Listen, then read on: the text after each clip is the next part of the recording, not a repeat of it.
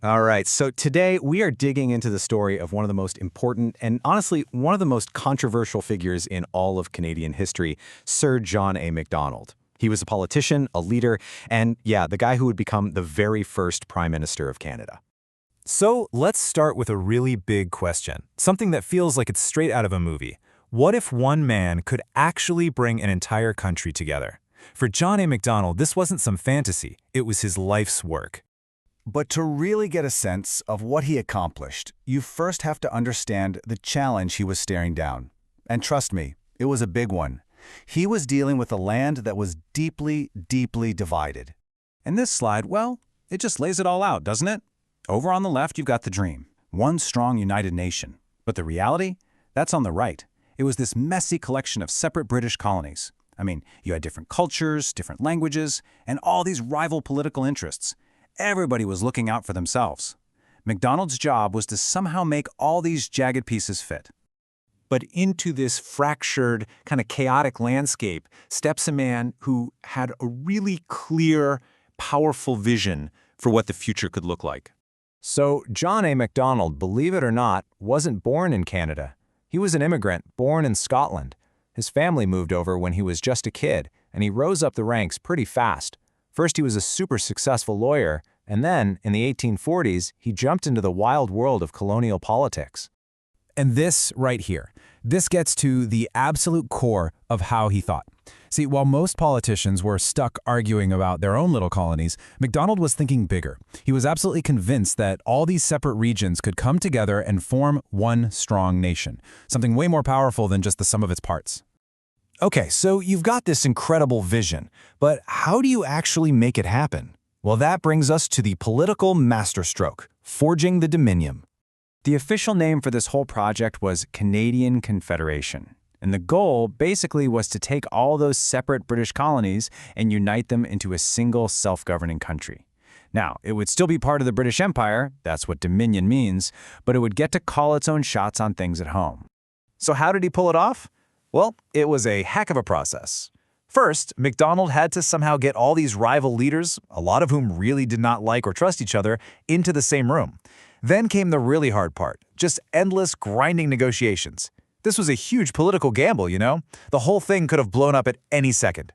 But he stuck with it, and the result was a brand new nation. And this is the year everything changed. On July 1st, 1867, the dream became official. The Dominion of Canada was born. And really, it just made sense that the main architect of this new country, Sir John O. Macdonald, was the one chosen to lead it. He became the very first Prime Minister of Canada, and now he had the massive job of making this idea on paper actually work in the real world. But, creating a country on paper is one thing. Physically connecting it, that's a whole other ballgame. This next chapter was all about building a nation of steel. And this was the next huge question. Okay, Canada's a country now, but it is enormous. We're talking thousands of miles of rugged, unforgiving wilderness separating east from west. How on earth could it function as a single unit? Macdonald knew that political agreements weren't enough. The country needed a physical spine to hold it all together. And he had a solution, and it was beyond ambitious. The Canadian Pacific Railway. We're not just talking about some train tracks here. This was one of the largest, most difficult engineering projects of the entire 19th century. It was going to be a ribbon of steel tying the entire country together. And the impact, well, it was a total game changer. The railway literally connected the Atlantic to the Pacific. It unified the country economically, opening up trade and settlement.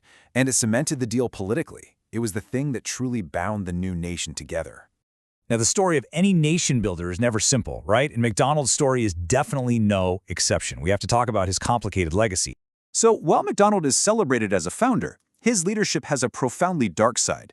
Specifically, his government's policies toward Indigenous peoples, we're talking about the creation of the residential school system and the Indian Act, caused just immense and lasting harm. On top of that, his government's actions to suppress the Métis people in the West are also sources of incredible pain and controversy that Canada is still grappling with today. And his influence was just massive. Think about this. He was Prime Minister for almost 19 years in total. That's the second longest in Canadian history. In that time, he shaped the very foundations of the country, legally, economically, and socially, for better and for worse. So when it comes down to it, here's the bottom line. For all the deep controversy, his vision and his political skill were without a doubt the driving forces that turned a bunch of separate colonies into the massive coast-to-coast nation we know today as Canada. Which leaves us right here with this final question. When we look back at the architect of Canada, do we see him as a visionary who built a nation against impossible odds, or as a controversial figure whose policies left behind a painful and destructive legacy? You know, the tough answer is that he was probably both.